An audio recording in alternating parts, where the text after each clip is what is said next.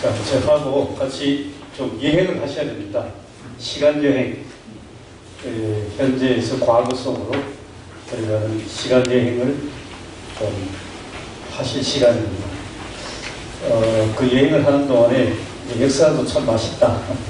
일반적으로 역사하면 딱딱하고 또 지루하기도 하고 그런 경험이 많지 않겠습니까? 학교 다니실 때에. 그런데 알고 보니까 역사도 참 재미있다. 또 음식처럼 참 맛있다. 그런 좀 생각이 들기를 바라면서 제 강의를 시작해보겠습니다. 먼저 시간 여행을 한다고 했는데 이제 130년 전에 우리나라는 도대체 어떤 모양일까? 그것을 같이 좀 서로 공유하고 공감을 해야 할 필요가 있는 것 같습니다. 제가 사진을 좀 준비해 왔거든요. 일단 그걸 먼저 한번 쭉 살펴보고 나서 제 강의를 시작하도록 하겠습니다. 좀 같이 봐도 되겠습니다. 사진. 예. 오늘 이제 강의 내용에 담겨 있는 중요한 주제는 크게 말씀드려서 문화입니다. 정신문화. 정신문화가 여러 종류가 있지 않겠습니까? 그 여러 종류의 정신문화 가운데서 한글로 제가 초점을 맞췄습니다. 일단 한글과 관련된 이 자료를 제가 좀 같이 보도록 하겠습니다. 로스는 로서 구이가 납니다. 사람 이름입니다. 스코틀랜드에서 오신 선교사인데 우리나라로 오신 선교사가 아니고 중국으로 왔습니다. 중국으로 와서 그리고 광주로 오셨는데 우리나라에 들어오기 전에 그러니까 우리나라에 기독교가 들어오기 전에 정확하게 말씀드리면 1870년대에 반주 지금의 심양 생각하시면 돼요. 심양에서 단동까지 그 어간에서 와서 우리 압록강을 건너서 조선에 선교할 길이 없을까 그걸 이제 열심히 찾으시면서 그들 중에 한국 사람들을 만났습니다. 그 한국 사람들은 그 당시에 의주에서 압록강 바로 밑에 있는 의주에서 살던 사람들인데 압록강 건너서 만주로 와서 장사를 하는 사람들입니다. 그래서 이제 중국어도 능통했겠죠. 중국어도 잘하고 또 한문도 잘했고 이제 그런 사람들 몇 사람을 만났습니다. 이 로스 선교사가. 그러고 나서 로스 선교사가 무슨 일을 했냐면 이 자료에서 보시듯이 한글 공부를 했습니다. 우리 지금 익숙합니다. 기음이은 디귿 리을 미음 그 다음에 비음은 없습니다. 그죠? 그 당시에 없고 지금 식으로 모음, 예, 그 다음에 시업, 이, 뭐 이런 식으로 한글 공부를 한 자료입니다. 그러고 나서 성경을 우리말로, 그러니까 한글로 번역하는 일을 시작을 했습니다. 역시 선교사가 오기 전이었습니다. 자, 설명이 장황한데요. 다음 사진 한번 보시겠습니다. 자, 그렇게 해서 심양, 또 한때는 봉천이라고 했습니다. 거기에서 성경을 번역을 했는데 그때 우리말로 번역한 성경 요 앞에 나온 거 보면 예수 성교 뭡니까? 예수 성교 전서 예수 성교 전서 그렇게 해서 그 왼쪽에 오시면 마태 복음 읽을 수 있으시겠습니까? 네, 마태복음 이거 보십시오. 1887년 혹은 1892년 그때 나온 그때 발간된 첫 성경입니다. 별로 아마 큰 감동 없으시리라 생각합니다. 아직까지는 이게 도대체 저게 뭐냐. 왜냐하면 한글에 대한 이해가 아직 역사적인 이해를 안 하셨기 때문에 그냥 사진만 한번 보십시오. 그 당시에 이렇게 선교사가 정확하게 두 사람입니다. 로스 선교사하고 맥킨타이어하고 그 두 사람 선교사가 만주에서 우리 한국 사람들, 의주 출신들, 한 10명 남짓 되는 사람들과 같이 신약 성경을 번역해서 책으로 출판한 것이 바로 이 사진이 되겠습니다. 그 다음 사진 보시겠습니다. 그 다음에 이것도 역시 그분들이 우리말로 번역한 성경, 누가복음입니다. 보십시오. 광세 8년에 중간에 예수 성교 누가복음 전서, 그 다음 몇 년쯤이 뭡니까? 심양했죠. 심양의 문광서원. 지금 심양 가시면 문광서원이 들어있습니다. 심양 가시면 심양 문광서원에서 출판한 겁니다. 근데 이제 쪽복음이라고 들어보셨습니까? 성경 전체가 아니고 부분적으로 마태복음, 마가복음, 누가복음, 그걸 쪽복음이라고 합니다. 부분적인 이 경우는 누가복음이죠. 누가복음을 출판했는데 1882년도 만주 심양에서 출판된 우리말 성경입니다. 그 다음 사진 보시겠습니다. 이거는 이제 일본으로 갑니다. 일본의 이수정이가 이분이 일본에서 동경에서 번역한 마가복음입니다. 마가복음인데 머릿속에 지도가 좀 그려지실지 모르겠습니다. 만주가 좀 전까지 만주였었는데 이제는 일본 동경 요코하마 생각하시면 좋겠습니다. 연도가 1885년입니다. 마가복음. 요건 잠깐 좀 소개해드리겠습니다. 이분이 왜 일본에서 이 성경을 번역했냐 하는 거죠. 이분의 역사 전기를 보면 우리나라 역사 속에서 이모군란이라고 기억하십니까? 이모군란. 소위 말해서 구식군대가 신식군대의 여러 가지 어떤 차별 대우를 자기를 받으니까 불만이 쌓여가지고 난을 일으킨 것이 이모군란의 일어난 군사 전면 아니겠습니까?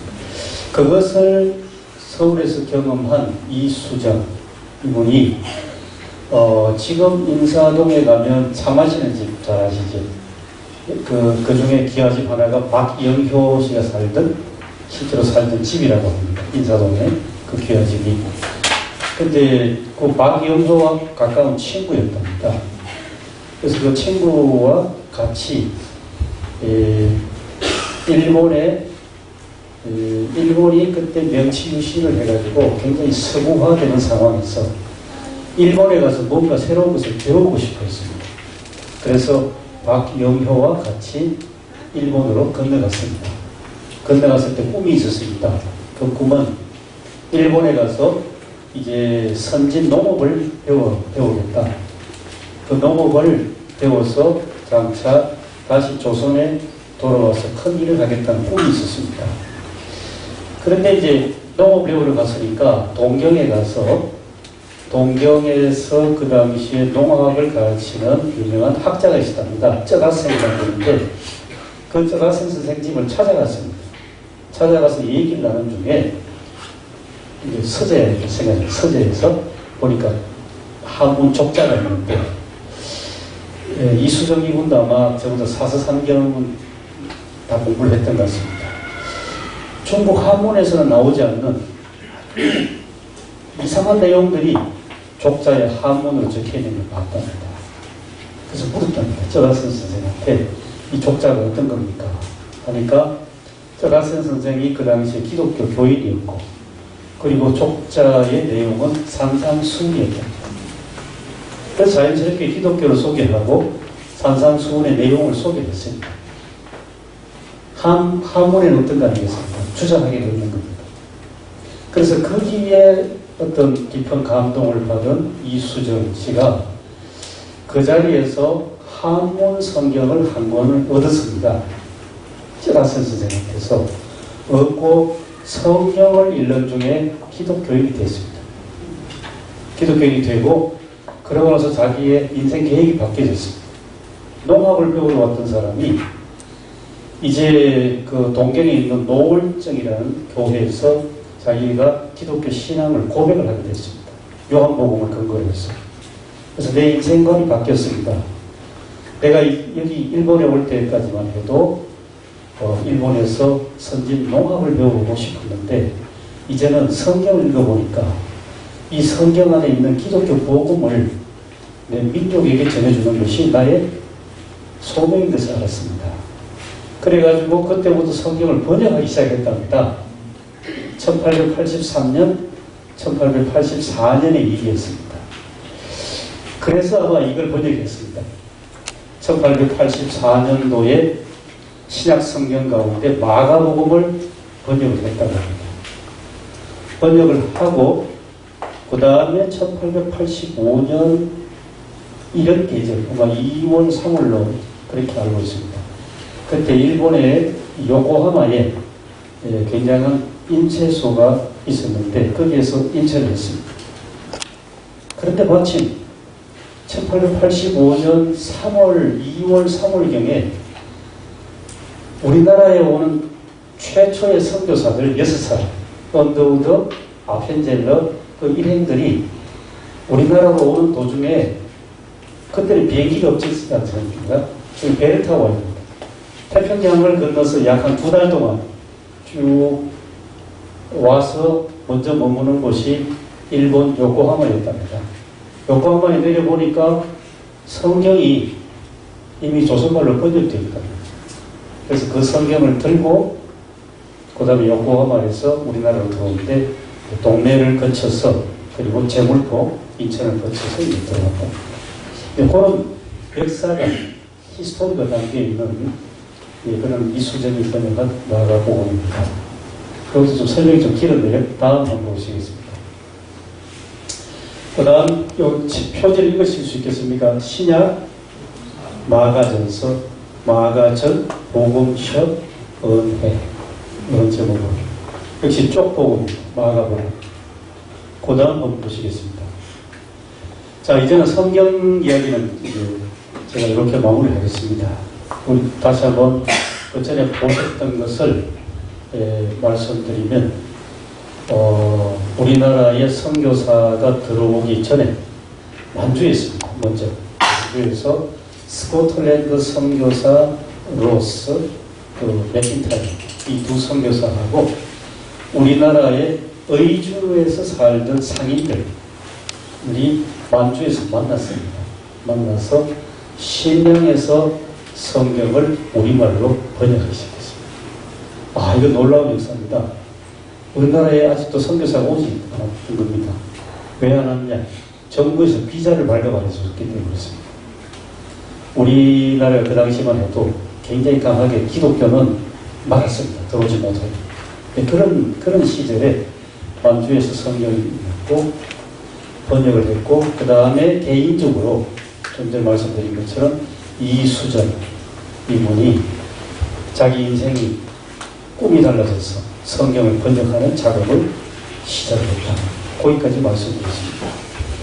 자, 이제는 전혀 장이 달라집니다. 이제 아까 시간 여행 말씀드렸는데 정말 이 사진을 보면서 한번 그 시간으로 한번 돌아가 봤습니다. 19세기 말 19세기 말 대체로 서울에 살던 사람들의 삶의 모습 사진을 몇 장 제가 가져왔습니다. 하나 보시죠. 제가 더 이상 설명 붙일 필요 없는 것 같습니다. 어떤 곳이라고 생각되십니까?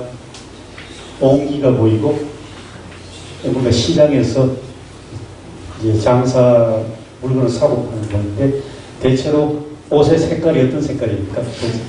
흰색이죠. 여성들은 머리에 뭐를 썼습니까? 수건을 많이 씁니다. 그 시절에 복장 그리고 이제 시장의 모습입니다. 그 다음 사진을 보시면 좌판을 놓고 19세기 말에 이렇게 요거 조금 뭡니까? 개화기를 거쳐가는 그런 사진 같습니다. 좌판을 놓고 그 당시에 우리나라 한국 사람들은 대체로 입에 뭘 물고 있었습니까? 동방대가 있었어요. 담배를 아주 즐겨 피웠답니다. 담배를 즐겨 피워서 곰방대는 허리춤을 차고 있든지 아니면 옷 뒤에 꽂고 있든지 곰방대를 달고 다녔다. 조선 사람들이. 그리고 좌판에는 아주 신기한 새로 들어온 서양에서 들어온 물건들을 팔고 있습니다. 그 다음 사진 보시면 여기 또 시장인데 설명이 붙어 있습니다. 이것은 건어물상입니다. 건어물상. 건어물상.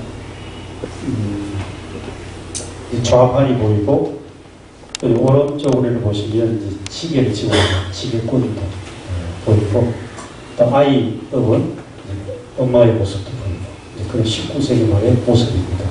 그 다음 사진 한번 보시죠. 쉽게 보는 보시죠. 옛날에 청계천이라고 하기에는 너무 작고 청계천으로 흘러들어가는 뭔가 지류 같은 그런 모습입니다. 옛날에 시골도 되고 서울도 되고 도랑이 있고 도랑에서 이렇게 지금 뭔가 알레하는 모습 같습니다. 일도 하고 있고 그리고 맨 오른쪽에 보면 할아버지는 역시 곰방대를 물고 계십니다. 계시고 그 사람들이 물어요. 그 당시에 서울의 모습입니다. 그 다음 사진 보시겠습니다. 이것은 아마 한강쯤 되지 않나 싶습니다. 빨래하는 모습. 여인들이 빨래하는 모습. 광주리에 빨래감을 담아서 빨래하는 모습. 예, 그 다음 사진. 이게 뭔가 제 친작으로는 뭐 동대문쯤 되지 않겠나 하는 생각이 듭니다. 주목하실 인물은 앞에 좀 까맣게 나왔습니다만은 여성들의 모습입니다. 머리에 뭘 쓰고 있습니까? 그 당시에 얼굴이 잘 보이지 않도록 장옷을 머리에 두르고 외출하고 남자들이 나타나면 어떻게 합니까? 이렇게 돌아섰습니다. 마주보고 서로 왔다 갔다 하지는 않았습니다. 그 당시에 이 사진도 보면 중간에 철길이 있습니다. 이미 그 전천이 있었던 시기에 찍은 사진 같습니다. 전신주도 보이지 않습니까? 전기가 들어온 약간의 어떤 개화된 그때 모습 같습니다. 그 다음 사진. 이것은 이제 굉장히 양반댁입니다. 양반댁에 정동 정도에 있었던 양반댁이 아닙니까? 생각이 듭니다. 선거석을 찍은 사진입니다. 그 다음 사진입니다. 양반댁의 주인입니다. 선비의 모습으로 의관을 정장을 하고 옆에 많은 책을 쌓는 전형적인 사대부가의 모습입니다. 그리고 그 다음 사진 마지막 중 되겠습니다만 이 양반댁은 여성들도 이렇게 비단 옷을 입고 남편이겠죠. 한가하게 바둑을 끼는 그런 모습도 있었습니다. 그 당시 여성들이 모든 여성이 다 고생한 것은 아닌 것 같습니다. 이 사진을 보면 한가하게 바둑을 뜰 수도 있는 그런 여성들도 있었다는 겁니다. 예, 그 다음 이것은 나중에 제가 좀 설명을 여기까지 보고 자 이제 사진을 통해서 크게 두 개를 봤습니다. 그 성경을 우리말로 번역한 만주에서 번역하고 또 일본에서 번역하고 그 다음에 사진 대장 보신 것은 그 당시 선교사들이 우리나라에 왔을 때에 우리나라 사람들이 어떤 모습으로 살아갔는가 그 모습입니다. 자, 그 모습인데 그 모습에 대해서 제가 먼저 좀 설명을 해드리겠습니다. 선교사들은 오늘 성경공부 자료집에 보시면 뭐든 필기를 해야 되니까 제가 이제 필기를 별로 의식하지 않고 있는데 쪽수의 3쪽입니다. 조선의 일상 생활 문화와 투쟁한 선교사. 다음 사진을 한번 보여주시겠습니까? 제가 좀 글을 써놨는데 아직 안 나옵니까? 네, 그럼 제가 말로 설명해 드리겠습니다. 나오네요. 불편, 불결, 불자 돌립니다. 그 다음에 또 비위생적, 그리고 가난하다. 예, 여기까지 보겠습니다. 조선의 일상생활 문화와 투쟁한 선교사. 제가 제일 먼저 소개해드릴 것은 먹을 겁니다. 선교사들이 우리나라에 이제 도착했습니다. 도착을 해서 제물포, 인천에 들어왔을 때 첫 인상은 이렇습니다. 선교사들이 이렇게 써놨습니다. 3월 달에 제물포에 도착했고, 그리고 4월 달에 부활절에 도착을 해보니까 조선의 항구는 나무는 그렇게 보이지 않고 이 해변에서 아주 쾌쾌한 냄새, 굉장히 불쾌함을 안겨주는 그런 쾌쾌한 냄새가 난다. 그런 표현이 있습니다. 그게 뭐겠습니까? 소위 서해에서 갯벌을 먹는 갯벌. 미국이나 캐나다에서는 그런 갯벌이 잘 없었던 것 같습니다. 갯벌 체험을 했습니다. 그 갯벌에서 나는 쾌쾌한 냄새를 맡으면서 조선에 입국을 했는데 인상이 썩 그리 좋지 못했습니다. 못하고, 그리고 우리 한국 사람들이 본 인상이 제일 먼저 눈에 들어온 게 흰색이었습니다. 조선 사람들은 다 흰색 옷을 입고 있고, 그리고 여성들은 머리에다 두건을 쏘입니다. 하얀 두건을 쏘입니다. 길거리는 온통 하얀색, 흰색 옷을 입은 사람들만 돌아다니는 그런 모습이 보였습니다. 자, 그러고 나서 이 선교사들이 우리나라에 궁궐에 가서 복음을 전한 것이 아니고 처음부터 이 서민들, 이 바닥으로 내려왔습니다. 내려왔기 때문에 그들이 먹는 음식이 무엇인지 궁금했지 않겠습니까?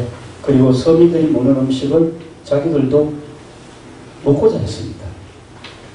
이때는 선교사들마다 각각 다 좀 경험이 달랐습니다.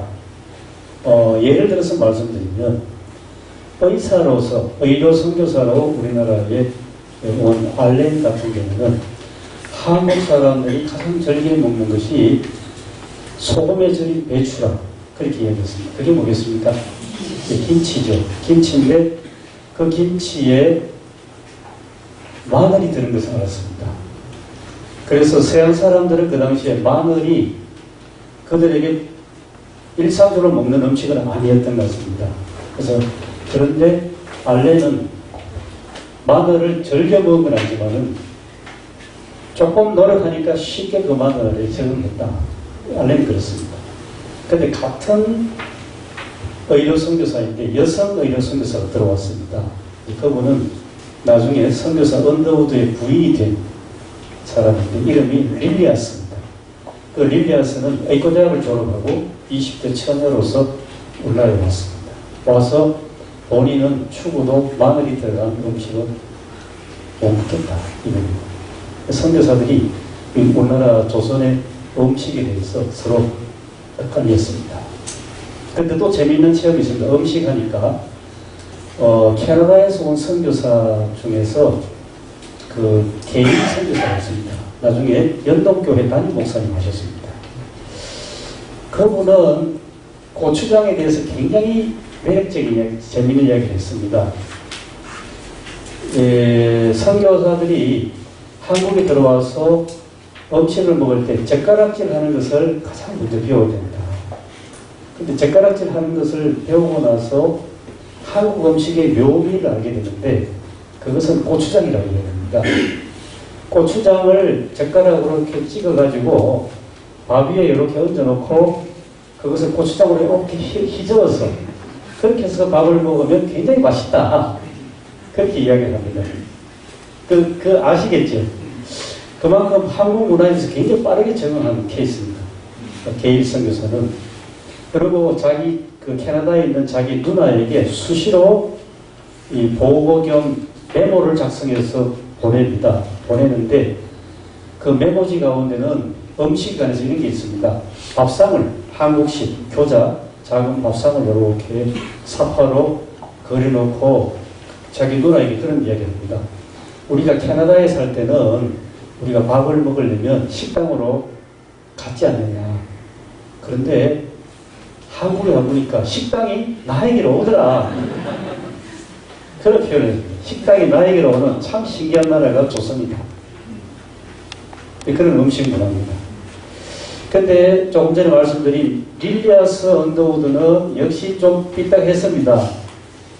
자기는 마늘을 절대 못 먹겠다. 그리고 그 다음 하는 말이 어떻게 이 나라는 우유가 없냐 그럽니다. 우유가 없네. 우유도 없고 뭐 음식이 형편없다고 투덜투덜 하는 그런 이야기를 자주 내렸습니다.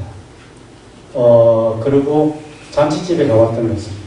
잔치집에 가니까 평상시에는 가난해서 잘 못 먹던 이 조선 사람들이 잔치집에서는 얼마나 많이 먹게 되는지 하여튼 뭐 국수도 먹고 뭐도 먹고 하여튼 온갖 먹는 것 다 이야기하고 집에 갈 때는 긴 옷소매에다가 마른 음식을 잔뜩 넣어서 가져가더라. 이제 그런 이야기를 합니다. 그리고 또 없는 것이 있었어요. 그 당시에 설탕도 없더라. 그래서 조선 사람들에게 단 것은 유일하게 하나 쌀로 만든 조청이죠. 조청 그거밖에 없더라. 그런 얘기를 써놨습니다. 이게 이제 우리나라에 들어온 선교사들이 애써서 우리나라의 어떤 토속 음식에 좀 이렇게 맛도 보고 좀 익숙해지려고 노력을 했는데 선교사들마다 조금씩 입장 차이가 났다는 겁니다. 그런데 또 재미있는 얘기 있습니다. 그 다음에 이제 음식 이야기 말씀드렸으니까 생활 이야기입니다. 선교사들이 고통스러운 생활이 들어오자마자 있었는데 그것은 우리나라에 그 당시에 침대가 있었습니까? 없었습니까? 침대가 없었지 않겠습니까? 그러니까 바닥에서 잠자는 것이 우선에 쉬운 일이 아니었습니다. 그뿐만 아니라 부잣집 말고 보통 사람들은 장판을 아주 반질반질한 기름 먹인 종이로 깔지 못했던 것 같습니다. 그저 이제 지프로 만든 멍석 비슷한 걸로 깔았습니다. 깔고 그 위에 그냥 잠을 자야 되는데 거기에 뭐가 삽니까? 벼룩도 살고 빈대도 살고 이도 살고 그러니까 이제 밤마다 이 괴롭히는 벌레들이 나와서 괴롭힌다는 이야기하고 그보다 더 고통스러운 게 있습니다. 그것은 온돌방 체험입니다. 우리나라 가옥구조가 일반 큰 서울의 무슨 양반집 말고 일반 주택은 유리로 만든 창문이 있었습니까? 없었습니까? 없었지 않겠습니까? 봉창이라고 기억하십니까? 시골에서 그저 봉창 하나 있고 들어가는 이렇게 여는 문 정도 있지 않습니까? 그 문을 열고 들어가서 이제 방바닥에 누워서 잠을 자야 되는데 이 바닥에 뭘 뗍니까? 온돌에 소위 군불을 뗐습니다. 그러니까 성경 계획이 그런 표현합니다. 마치 사람을 빵 굽는 오븐 속에 집어넣어서 빵을 굽는 그런 체험을 한다고 했습니다. 그러니까 온돌빵 체험은 굉장히 선교사들에게는 고통스러운. 근데 또 재미있는 일화가 있습니다. 좀 전에 소개했던 릴리아스 의료 선교사 릴리아스가 한국에 와서 얼마 후에 남편 신랑감을 만납니다. 그 신랑은 선교사 언더우드였습니다. 처녀와 총각으로 선교사로 왔다가 두 사람이 결혼하게 됐습니다. 결혼식이 떠들썩했습니다. 명성황후도 대단한 결혼 축의금을 줬거든요. 그래서 이제 두 사람이 신혼여행을 떠나는데 여러 일행들을 거느리고 북쪽으로 갑니다. 압록강 쪽으로 쭉 올라가는데 그 당시에는 우리나라에 아직도 산속에 호랑이가 있고 그런 시절이었답니다. 그리고 호텔이 없는 것은 당연하지 않겠습니까? 그 시절에 요즘식으로 하면 민박을 해야 됩니다. 밤에 민박을 하는데 신혼부부가 어느 마을에 도착해서 이제 서로 민박을 하게 됩니다. 하는데 조금 전에 말씀드린 그 온돌방, 고통스러운 온돌방 체험은 당연하고 그런데 더 고통스러운 체험이 있답니다. 그게 뭐겠어요? 짐작하시겠습니까? 그 신방을 동네 사람들이 둘러싸는 겁니다. 우리나라 사람들이 호기심이 얼마나 많습니까? 그 호기심 많은 동네 사람들이 다 모여가지고 이 신혼부부가 잠자는 방을 둘러싸는데 호기심이 더 큰 사람은 어떻게 하겠습니까? 다 이제 창호지로 물을 발라놨기 때문에 침 발라가지고 이렇게 구멍을 뚫어서 다 들어오는 겁니다. 이제 그런 호기심이 굉장히 고통스러웠다. 그런 얘기까지 릴리아 스문도스가 해놨습니다. 그래서 이제 우리나라의 이제 전통적인 가옥구조, 온돌치료, 이 고통스러웠고, 또 선교사들이 무서워하는 것도 있었습니다. 이것은 선교와 직접 관련된 이야기입니다. 서울만 해도 해마다 여름이 되면 전염병, 콜레라가 크게 돌았답니다. 돌아가지고, 그래서 그 콜레라가 한번 돌면 뭐 수백 명 들어가서 수천 명씩 쓰러진답니다.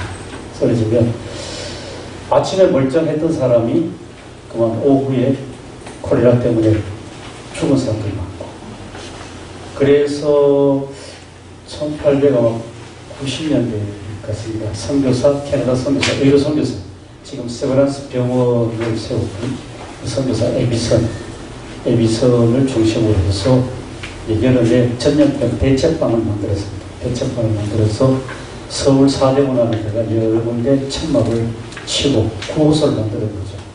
거기다가 선교사들이 총동원돼가지고 콜레라에 걸린 사람들을 데려와서 치료하고 그런 일을 했습니다. 근데 선교사들도 역시 사람 아니겠습니까? 그래서 자기들에게도 그 전염병이 걸릴까봐 우수 벌벌 떨면서, 속으로는 벌벌 떨면서 겉으로는 아무렇지도 않은 척 하면서 환자들을 돌봐합니다. 그러니까 이제 한국에서 살면서 자칫하면 풍토가 다르니까 풍토병에 걸려서 희생당한 경우도 적지 않고, 여름마다 전염병 때문에 굉장히 어떤 고통스럽기도 하고 또 불안하기도 하고, 그래서 지금 기록에는 별로 없습니다만은 우리나라에 온 선교사들이 굉장히 주력했던 분야 중에 하나가 위생이었습니다. 위생. 집집마다 들어가면 거름자리라고 혹시 아십니까? 시골에서 살았습니다. 거름자리라고 있지 않습니까? 그 퇴비를 쌓는, 농사를 위해서 퇴비를 쌓는데 거기에 뭐 그 집에서 키우는 돼지라든지 소의 어떤 오물도 다 갖다 놓지 않습니다. 그러면 그 집에 척 들었으면 마당에 퇴비 구덩이 다 집집마다 있으니까 거기에서 악취, 냄새가 나고 저기에서 모든 병균이 다 없다는 생각이 나니까 그것도 선교사들한테는 굉장히 두려움의 대상이었습니다. 그리고 서울도 마찬가지죠. 지방은 다 하고 하수도 시설이 그 당시에 잘 발달되지 않았기 때문에 그래서 집집마다 이제 구정물, 소위 말하는 구정물이 다 이제 집 밖으로 흘러나오면서 여름 되면 거기에 곰팡이가 키고 그런 상태. 이제 그런 상태들이 다 선교사들이 와서 이 경험해야 되고 또 그것을 경험하면서 복음을 전파하는 그런 일 담당했던 겁니다. 자, 그러니까 그 당시 19세기 말 아까 사진 보셨고 제가 선교사를 경험한 것을 이제 소개해드렸는데요. 그런 상태에서 선교사들이 우리나라에 갖고 들어온 것이 서양 문명이고 특별히 의료, 서양 의료 체계를 많이 갖고 들어왔습니다. 그랬을 때에 선교사든 우리나라 사람들이든 어느 쪽이 선진 문명이라고 생각하겠습니까? 쉽게 답이 나옵니까? 어느 쪽이겠습니까? 우리나라입니까? 아니면 서양 문명이겠습니까? 서양 문명이지. 그리고 좀 시스템 체계적으로 말씀드리면 우리나라 정부가 미국 선교사들에게 혹은 캐나다 선교사들 혹은 호주 선교사들에게 비자를 발급해준 중요한 이유가 있습니다. 그건 뭐냐면 기독교 선교사로 오십시오. 그건 절대 아니었습니다. 그 당시 19세기 말에 우리나라 조선 정부는 서양 종교인 기독교는 처음에는 필요 없다고 했습니다. 왜냐? 우리는 정신적으로 충분하다는 거예요. 우리 전통 종교 또 전통 문화는 충분한데 우리나라가 그 당시에 서양에 비해서 뒤처진 것이 있는데 그것이 서양의 기술이라고 봤습니다. 기술. 그래서 방금 말씀드린 것처럼 여름만 되면 수천 명이 콜레라에 감염되어서 희생당하는 그런 현실 속에서 서양 의료가 굉장히 우수한 것을 봤습니다. 언제 봤냐 하면 선교사 알렌이 1884년에 왔거든요. 정확하게 지금부터 130년 전입니다. 9월에 들어왔습니다. 9월에 왔는데 12월에 큰 사건이 벌어졌습니다. 소위 갑신정변이라는 게 일어났습니다. 일어났는데 명성황후의 중요한 친척 한 사람이 민영익입니다. 그 사람이 그만 칼에 맞아서 중상을 입었습니다. 중상을 입어서 그냥 놔두면 죽습니다. 한 방울은 안 되고. 그런데 그 추운 겨울에 12월인가 1월로 알고 있습니다만은 그때의 선교사 알렌이 그 중상 입은 사람을 치료하라는 그런 명이 떨어졌습니다. 그래서 알렌하고 다른 그 당시 우리나라에 와 있던 외국인 외과 의사 2사람하고 그 3사람이 밤새껏 칼 맞은 민영익을 외과 시술로 봉합을 했답니다. 살려냈습니다. 그러니까 그게 이제 입증이 된 겁니다. 우리나라 전통 의술보다는 서양의 의료기술이 훨씬 우수하다는 걸 입증을 했습니다. 그렇게 해서 우리나라 그 당시에 정부가 서양에서 우리나라로 들어오는 그런 서양 사람들 가운데 우리가 필요한 사람들, 첫 번째로 의사들이라고 생각했습니다. 그래서 의사들 받아들입니다. 그 다음에 서양 문명을 가르쳐줄 수 있는 그러한 선생이 필요하다고 봤습니다. 그래서 그런 사람을 받아들였습니다. 그래서 우리나라에 처음 들어왔던 선교사들이 가장 먼저 한 일은 딱 2가지입니다. 병원을 설립하든지 아니면 학교를 세우든지. 학교는 다 잘 아시죠? 선교사 아펜젤러가 우리나라에 들어와서 세운 학교 이름이 뭡니까? 들어오자마자 베제입니다. 베제. 지금도 있는 베제. 베제 학교를 세웠습니다. 베제는 인재를 배양하라는 걸 아니겠습니까? 그 인재를 배양하라는 그 뜻을 담아서 학교 이름을 지어준 분이 고종 황제입니다. 베제 학당. 그 다음에 이화도 마찬가지입니다. 이화. 스크랜턴 선교사가 이화 학당을 세웠는데요. 그 이화라는 이름은 또 누가 지었는지 짐작하시겠죠? 그러면 명성황후가 지어줬습니다. 명성황후가 지어줘. 그만큼 선교사에 대해서 잘 좀 분별하실 필요가 있습니다. 들어와서 기독교를 전파하고 복음을 전하세요. 이거는 절대 아닙니다. 그 당시 우리 정부가 필요하다고 생각한 것, 그것은 서양의 기술입니다. 의료 기술을 가르치는 학교 세우는 것. 그래서 이제 베이제 이화가 설립되고, 그 다음에 병원도 마찬가지죠. 알렌이 그렇게 민영익을 살려낸 것을 보고 고이덤에 1885년에 병원이 설립됐는데 광해원 그리고 제중원이었습니다. 제중원에서 서양 병원이 처음 시작됐죠.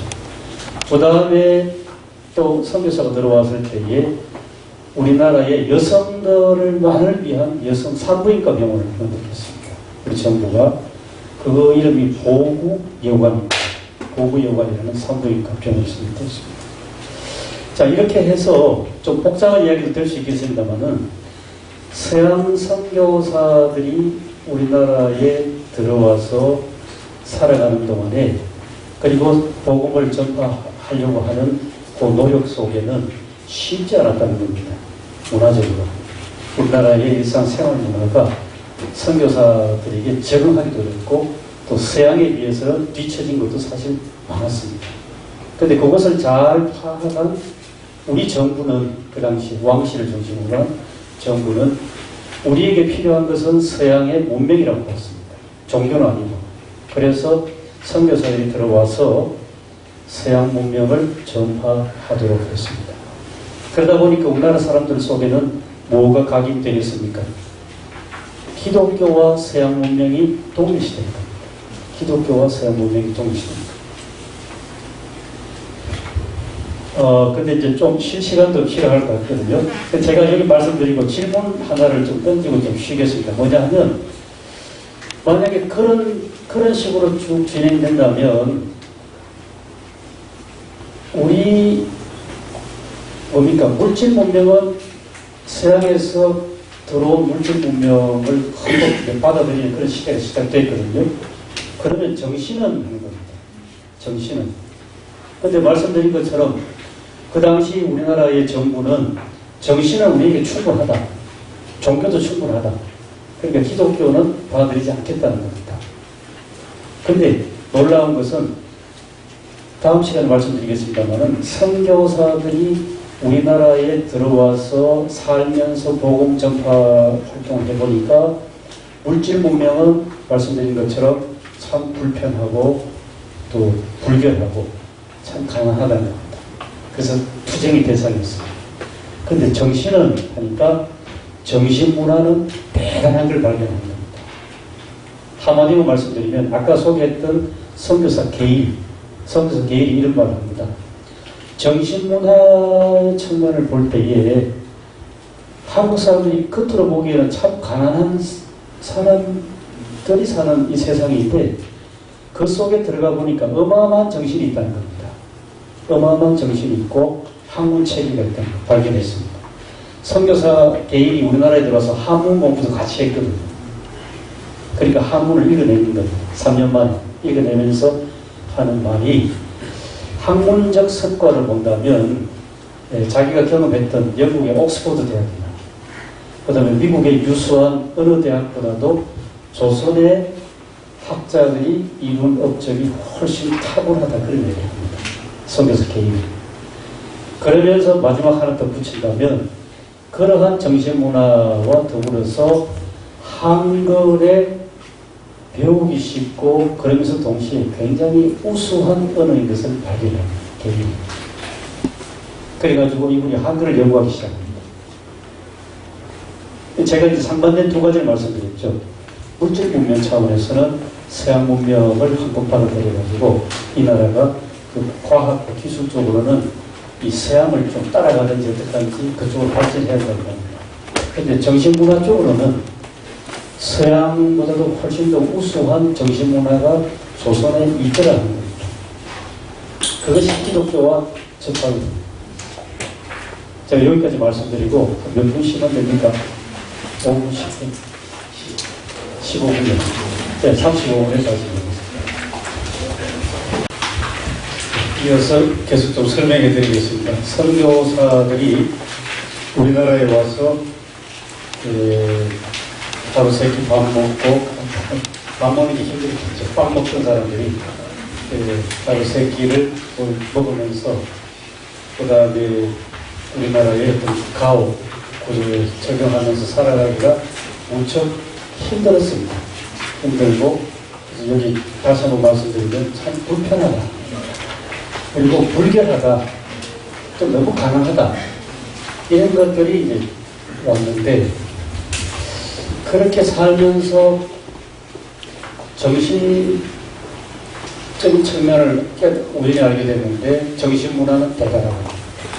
우리나라의 정신문화.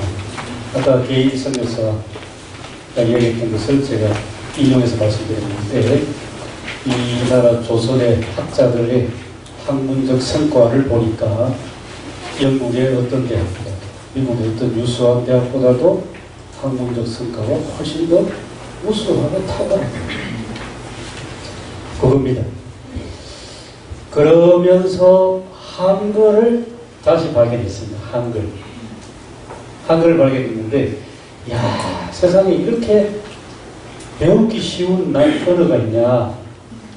본인도 한문을 배웠으니까 한문하고 비교합니다.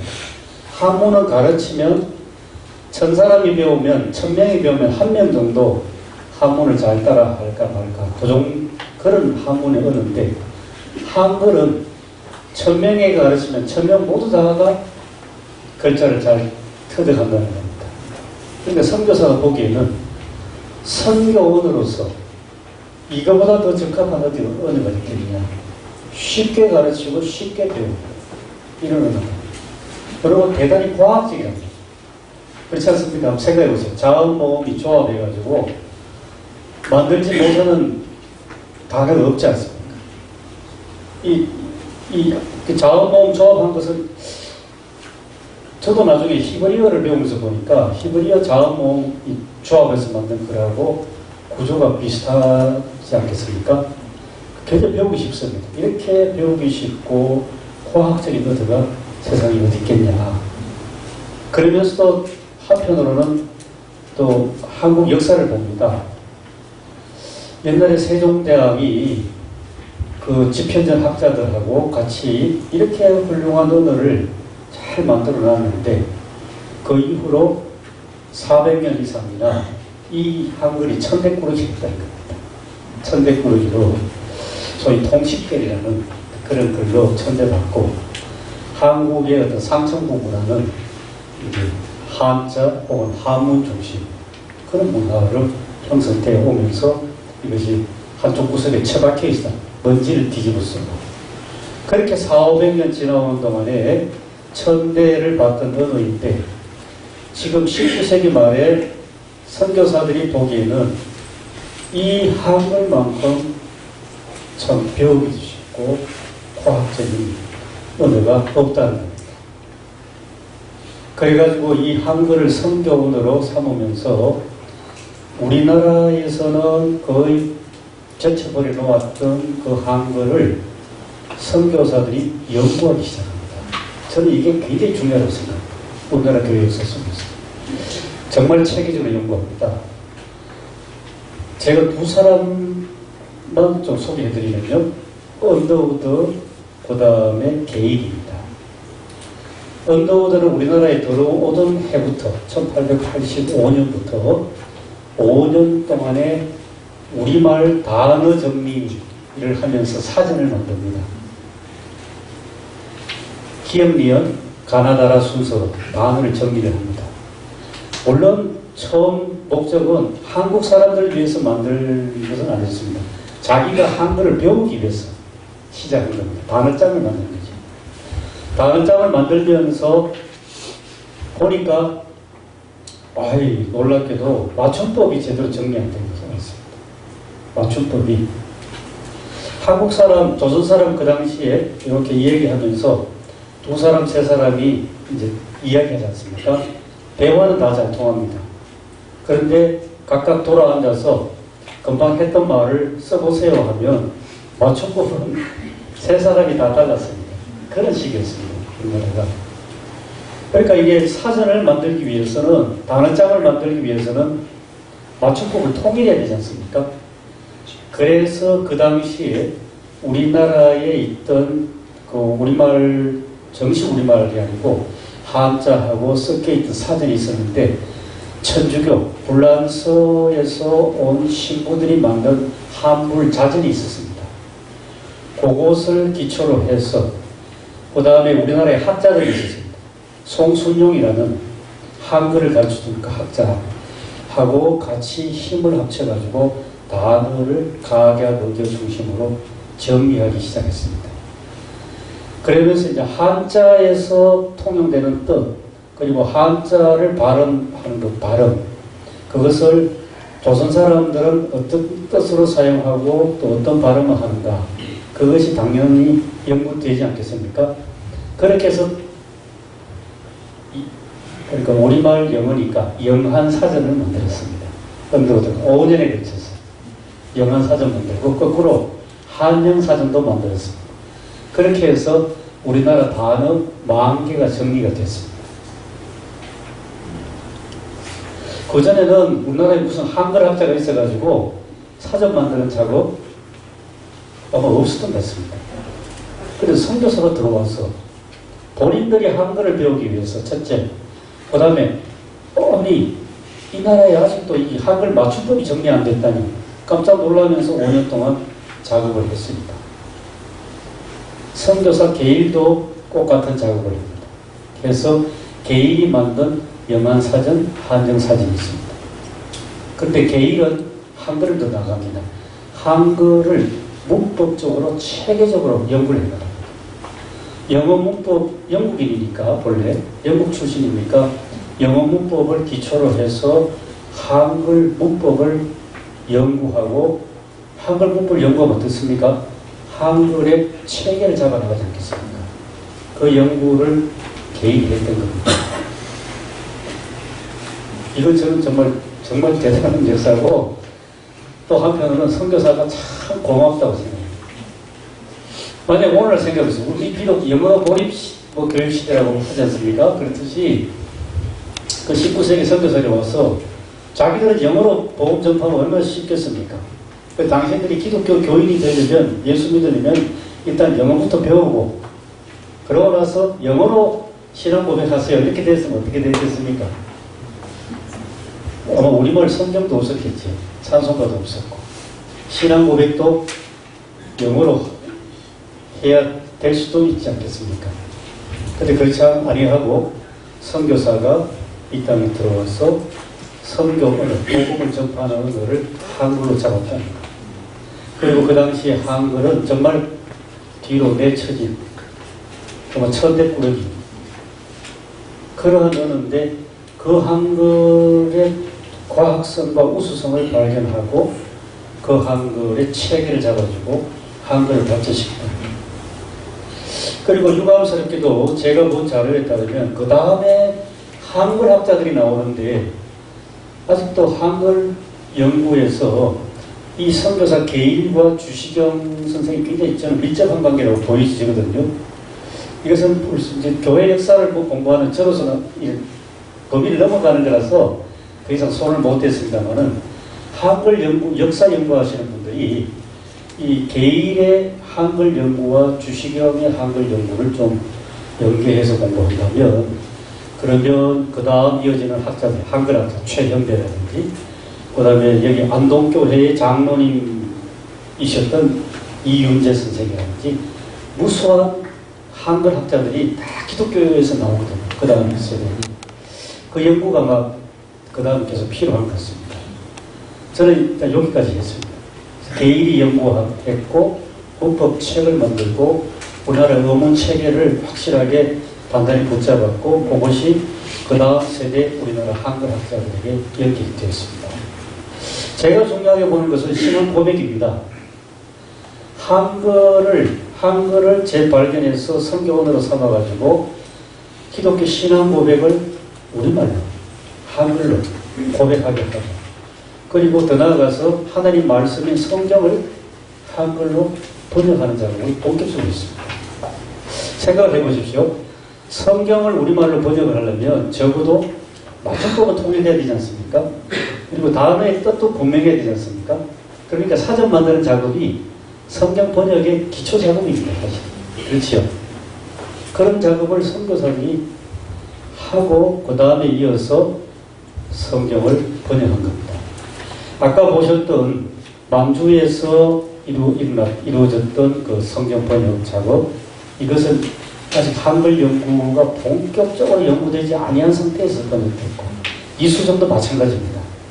그런데 1885년에 우리나라에 들어왔던 6명의 선교사, 그리고 개인, 이런 분들이 이 땅에서 전도하고, 그리고 어떤 선교 사역을 하면서 굉장히 중요한 것이 한글로 성경을 번역하는 그런 작업이었습니다.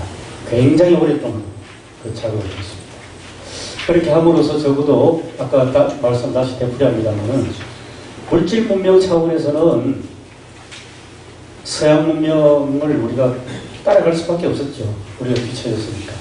또 한동안은 서양 문명과 기독교가 동일시됐습니다. 그런데 정신문화 차원에서는 서구의 것을 따라가지 아니하고 우리 안에 있는 그 정신을 그대로 다시 살려내면서, 그리고 기독교 신앙과 전맥됐던 겁니다. 그래서 기독교가 서양 종교였고, 그리고 서양에서 우리나라로 건너온 선교된 그런 기독교임이 분명합니다만은 요즘식으로 하면 컨텐츠, 그 내용에 들어가서 본다면 우리 것을 다 이렇게 없앤 것이 아니고 오히려 우리 안에 있던 것을 살려서 우리의 신앙 고백을, 그 중에 대표적인 것이 하나님입니다. 하나님이란 성경을 번역할 때 우리에게 너무나 익숙한 이 하나님을 어떤 단어로 번역할까 하는 것은 선교사들 사이에 치열한 논쟁이 벌어졌습니다. 잠깐 좀 소개하면 됐습니다. 만주에서 성경을 번역할 때는 그 원본 텍스트를 중국 한문 성경을 원본 텍스트로 삼았습니다. 그 중국 한문 원본 텍스트에는 하나님을 상제라는 것은 하늘의 주인입니다. 하늘의 주인. The Lord of Heaven 했습니다. 하늘의 주인으로서의 상제로 번역했습니다. 그 중국의 그 한문 단어인 상제를 우리말로 옮겨보니까 하늘의 주인이니까 하늘님이 되는 하늘님입니다. 하늘님.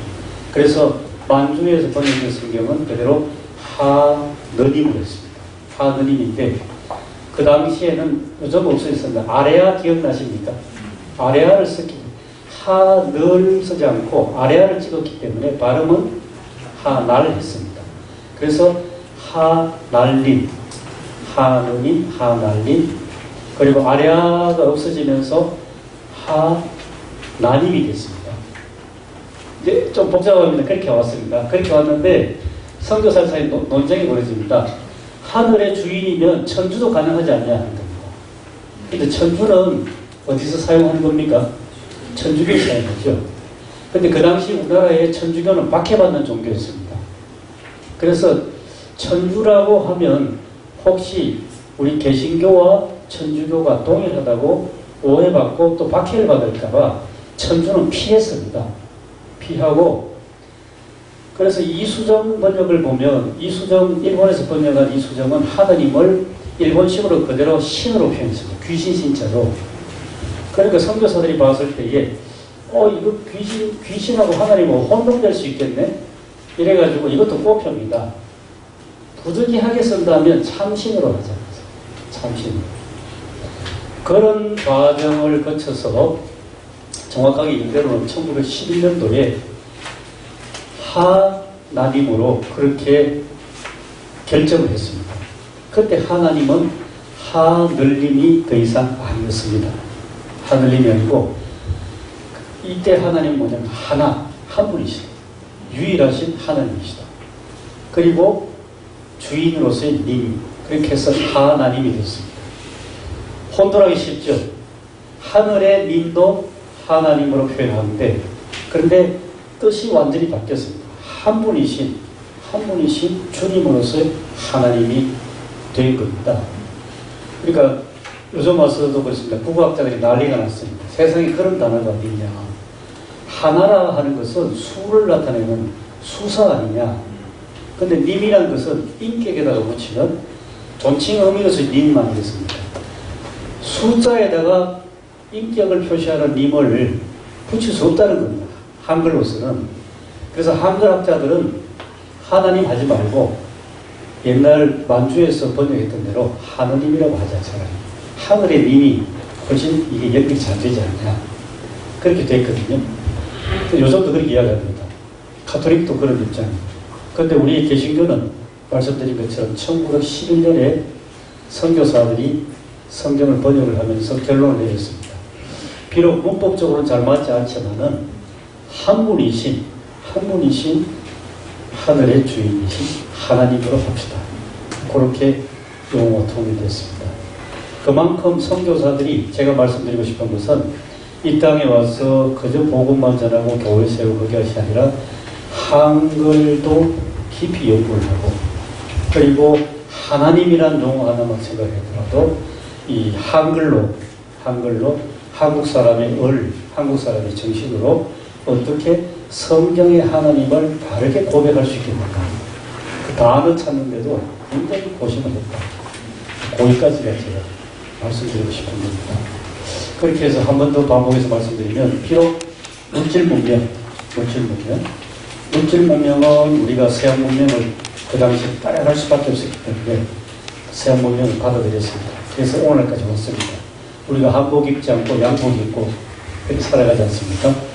그런데 정신문화만은 그것은 오히려 선교사들이 우리 것의 소중한 것을 발견하고 우리 것을 잘 이어가도록 노력을 하는 그런 게 있습니다. 그걸 제가 여기까지 말씀드리고 싶습니다. 근데 그렇게 하고 보니까 이 노트에 필기할 것이 하나도 없네요. 제가 간단하게 말씀드리겠습니다. 1절에 보시면 노트 필기할 때 들어야 되니까 간단하게 말씀드리겠습니다. 조선의 문호 개방은 정확하게 1876년 아니겠습니까? 1876년인데 문호를 개방하고 나서 그 당시 조선 정부가 정책을 내립니다. 아까 말씀드렸죠. 우리가 서양에 비해서 뒤처지는 것이 물질 문명입니다. 물질 문명은 받아들인다. 근데 정신은 충분하죠. 그 정신이 충분하니까 서양의 종교는 먼저 받아들인다. 이걸 소위 말해서 동도서기론입니다. 동도서기. 동쪽에 도가 있고 서양의 서쪽에 그릇 기자, 기가 있고 그 동도서기론 어려운 한자말인데 그것은 우리나라가 문호를 개방하면서 세운 외교 정책입니다. 정책으로서 문호를 개방했고요. 그 다음에 외교적으로 우리나라가 서양과 처음으로 외교를 맺은 나라가 미국 아니겠습니까? 1882년입니다. 조기 전에 1882년에 미국과 외교 관계를 맺는데 그 한반도를 둘러싼 우리나라의 정세가 그렇지 않습니까?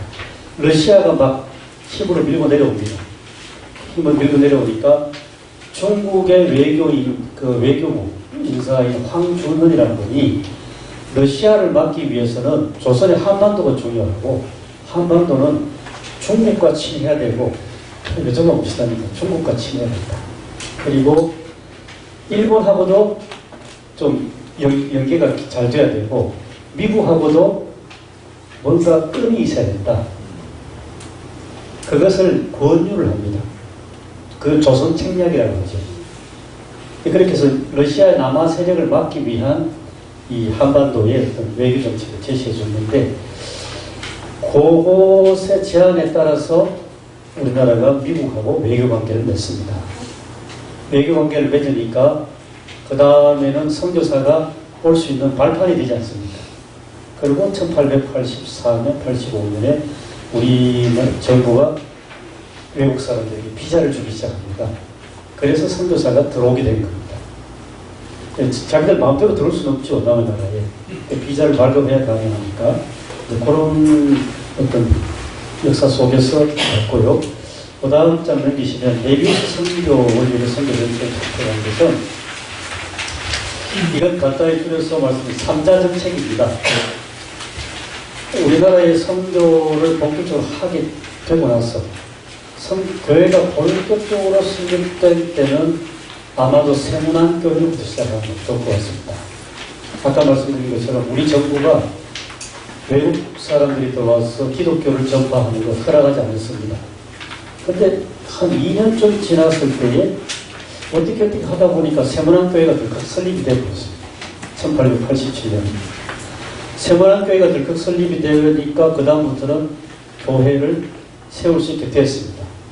그러면 어떤 선교 정책을 할 것이냐. 메비우스 선교 정책을 택하는데 메비우스는 사람 이름입니다. 중국 그 당시에 산동반도 지금 칭다오 근처에서 선교하는 사람인데 이분의 선교 원리는 그렇습니다. 선교사들이 들어와서 A부터 Z까지 다 해주지 말고 그 나라 사람들이 토착 사람들이 자기들의 힘에 알맞을 만큼 교회도 설립하고 또 교회도 짓고 그리고 재정도 선교사들이 주지 말고 토착교회 교인들이 재정이 자립돼야 돼요. 자립. 그 교회 운영도 자립하는 거죠.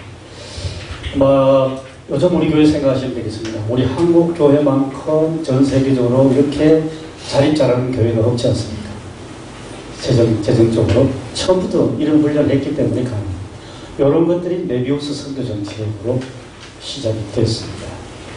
뭐 여러 가지 이야기가 많습니다만은 제가 요약해서 말씀드리겠습니다. 메비우스 선교 정책은 자립하는 교회, 자치하는 교회, 처음부터 선교사를 의지하지 말고 홀로서기, 그리고 스스로 자원해서 복음을 전파하는 그런 선교 정책입니다. 하나만 더 말씀드리겠습니다. 이게 자립이라는 것이 잘 쏙쏙 들어오기 위해서 이 1904년도, 1905년도 보면 아주 재미있는 헌금이 있습니다. 이 헌금은 어떤 헌금이냐면, 이제 내가 예수를 믿고 복음 진리를 깨달아 보니까 참 하나님께 뭔가 드리고 싶은 마음이 나지 않습니까? 이게 기쁨이 있고 그랬는데 뭐 바칠 만한 물건은 아무것도 없다는 거죠. 가난하기 때문에. 그래서 산송가 가사 그대로 갔습니다. 이 몸밖에 더 없어서 이 몸 드립니다. 뭘 드리냐? 시간이 있다는 겁니다. 시간. 내게 시간이 있으니까 내게 있는 이 시간으로 며칠 동안 이 아직도 교회가 설립 안 된 동네에 들어가서 복음을 전하는 겁니다. 그것도 헌금으로 쳤습니다. 헌금. 이것을 그 당시 말로는 날연보라고 했습니다. 날연보. 선교사들 보고에 따르면 영어로 day off 했습니다. day off. 날연보. 이게 메비우스 선교 정책과 연결된다는 얘기입니다. 스스로 자원해서 또 자립하고 그리고 자원해서 무보수로 이제 헌신하는 이게 메비우스 선교 정책, 선교 원리 속에 들어가 있습니다. 그 다음에 3쪽 가시면 조선의 일상생활보다 주장하신, 그건 아까 말씀드렸죠. 의식주가 대단히 불편합니다. 그런 가운데 4번 조선의 정신문화와 한글의 가치를 발견했습니다. 이것도 제가 말씀드렸습니다. 선교사 개인, 선교사 응도의 정도.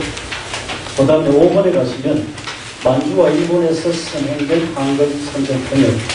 만주는 아까 말씀드렸습니다. 로스와 의주 청년들이 신약 성경 번역을 하고 심양에서 출판되었습니다. 그리고 일본에서는 이수정 씨가 신약 성경 가운데 마가복음을 번역해서 요코하마에서 출판이 됐습니다. 우리나라에 선교사가 들어오기 전에 이 성경이 우리말로 번역된 아주 특이한 역사입니다. 그리고 국내에서 진행된 한글 신약 성경 번역 드문드문 말씀드렸습니다만은 좀 연도를 딱딱하게 말씀드리면 신약 성경이 번역이 완성된 때가 1900년입니다. 1900년. 근데 아직 완성본은 아니었습니다. 굉장히 미숙하고 그리고 실수가 많았습니다. 1900년. 그래서 이걸 다시 리버전하는 작업이 6년 동안 진행됩니다. 그래서 1906년에 그래도 만족할 만한 번역본이 1906년에 발간됐습니다. 그런데 그때까지 구약 성경은 손도 못 댔습니다. 번역해서. 그래서 1906년부터 구약 성경을 본격적으로 번역을 합니다. 번역을 해서 1911년에 구약이 완전히 번역돼가지고 발간됐습니다. 자, 그러면 이제 신약과 구약을 합본할 수 있지 않겠습니까? 그래서 1911년도에 신구약 성경 합본 번역이 출판됐습니다.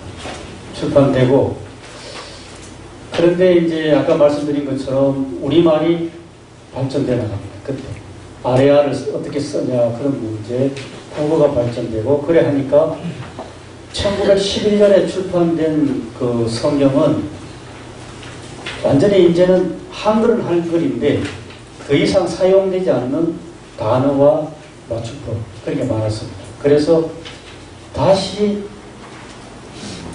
번역을 다시 새로 시작을 합니다. 잘못된 번역은 아닌데 우리말 맞춤법에 따라서 새로 번역을 합니다. 그래서 그 작업이 무려 한 20몇 년 걸렸습니다. 1938년도에 개역 성경이 나옵니다. 벌써 제가 5쪽에 갔네요. 5쪽에. 한글로 번역된 성경 구역은 1911년이고, 그 다음에 8번에 밑에 보시면 38년 개혁성경 기장입니다. 1911년부터 38년까지 성경을 우리나라 맞춤법 발전에 따라서 다시 번역을 합니다. 그것이 개혁입니다. 개혁. 갖고 계신 성경을 한번 펴보십시오. 거기 개혁이라는 단어가 있습니까? 없습니까? 있죠, 그죠? 바로 요겁니다. 1938년도. 1938년도에 다시 개혁한 성경입니다. 그리고 개혁 다음에 판이 나옵니까? 몇 판인지. 1판, 2판, 3판, 4판, 5판 있을 텐데, 갖고 계신 성경은 몇 번째 판입니까? 한번 보시면 그 판이 나올 겁니다. 자, 다시 한번 정리해드리면, 우리나라 그 성경이 우리말로 번역된 역사, 그 역사의 기본, 기초, 초석은 사전입니다. 사전적. 선교사들이 사전을 만들었고, 그걸 기초로 해서 그 당시 맞춤법이 통일되니까 성경을 본격적으로 번역했는데, 1906년도에 신약 성경이 번역돼서 출판됐습니다. 그 다음에 1911년도에 구약 성경이 번역돼가지고 신구약 합본이 처음 나옵니다. 그러고 나서 20여 년 동안 다시 개역작을, 번역을 다시 개정합니다. 38년도에 나왔습니다.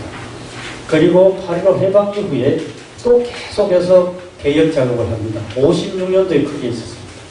그리고 61년도에 크게 있었고, 그러고 나서 이제 1980년도부터 다시 크게 작업을 했습니다. 그래서 최근에 번역된 것은 2006년도 제가 알기로 있습니다. 2006년도에 개혁 성경 제5판 2006년도. 그렇게 함으로써 성경은 계속 어떻습니까? 우리말 발전에 따라서 번역이 돼야 된다는 거죠. 새롭게 번역이 돼야 됩니다. 이제 그런 식의 성경, 한글 성경 발달 역사까지 포함되어 있습니다. 그리고 시간이 다 됐기 때문에 여기서 좀 마쳐야 되겠는데, 혹시 저한테 물어보실 말씀 있으십니까?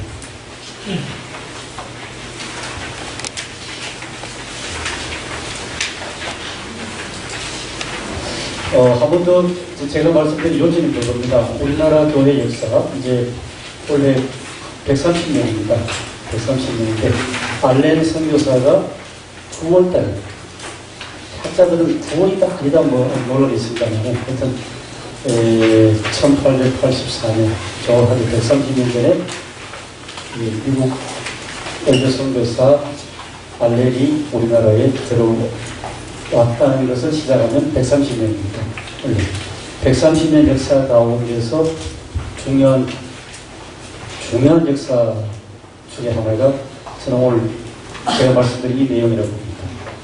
이 선교사들이 들어와서 우리 글의 소중함, 우리 글의 어떤 과학적 우수함을 발견하고, 이것을 선교원으로 붙잡아서 한글을 체계화시키고 한글을 발전시키고, 그리고 더 나아가서 한글로 성경을 번역해 줬습니다. 번역함으로써 어떤 우리의 모든 하나님을 믿는 신앙의 내용과 신앙 고백이 우리가 우리말로 할 수 있다. 이건 정말 참 중요한 유산이라고 생각해서 좀 소개해드렸습니다. 이것으로 질문했습니다. 그 개혁 성경을 만들 때 예. 텍스트 성경이 있었어요. 예. 이건 어떤 걸 텍스트였어요? 처음에는 신약에서는 중국 성경을. 예. 이 개혁 성경은 뭘? 중국 신약에서 이랬습니다. 그때 우리나라 사람들은 같이 이제 번역을 할 때, 물론 우리말을 알았고, 그 다음에 한자를 알지 않습니까? 그래서 한문 성경을 읽을 수 있어서 그걸 우리말로 옮겼습니다. 옮겨 넣었으면 선교사들은 영어가 익숙하지 않습니까? 영어의 킹제임스 버전하고, 그 다음에 그분들이 다 성경 원어를 봤습니다. 헬라말 봤기 때문에 킹제임스 버전하고, 그 다음에 헬라말 성경 팔모 원본을, 그것을 우리나라 사람들하고, 우리나라 사람들은 헬라어를 못하지 않습니까? 각각 자기들이 할 수 있는 언어를 가지고 번역 작업을 했습니다.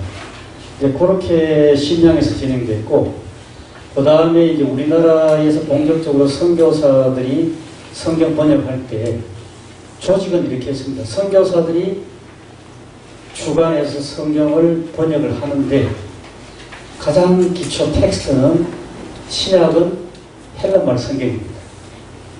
헬라말 성경이고 구약은 히브리 원어 성경입니다. 원어 성경입니다. 그런데 선교사들이 그런 원어로 된 성경책을 읽을 수 있고, 그리고 영어는 물론 모국어니까 잘 하지만은 번역하는 언어인 한국말은 서툴지 않습니까? 그래서 한국 사람들은 이 번역의 동역자로 그렇게 같이 합니다. 하는데 그 사람들 가운데 다수는 서울 양반들입니다. 4대부 계층. 서울 양반들. 대표적인 사람이 이창진, 연동교회에서 굉장히 중요한 인물이죠. 그런 서울 양반들. 그러니까 서울이라는 것은 표준말 아니겠습니까? 우리 표준말을 사용하는 서울 사람이고, 그리고 양반 4대부 계층이니까 지식인들입니다. 그런 사람들하고 같이 동역을 해서 성경을 번역을 하면서 우리말 실력은 우리나라 사람이 뛰어나니까 그렇게 번역을 한 겁니다. 그런데 주도권을 잡아야 되지 않습니까? 그래서 초창기에는 아마 제가 정확한 연대는 지금 기억 못합니다만 초창기에는 문자 그대로 한국 사람들은 도와주는 역할만 하고 번역의 결정권은 없었는데 나중에 개정판을 낼 때는 한국 사람들도 같이 결정하는 권한을 가지게 됐습니다. 이게 굉장히 중요한 점입니다. 그래서 이제 정리해서 말씀드리면 신구약 성경을 번역할 때의 기본 텍스트는 구약은 히브리어 본문이고 신약은 헬라어 본문이다. 그렇게 말씀드리겠습니다. 그럼 저는 마치겠습니다. 감사합니다.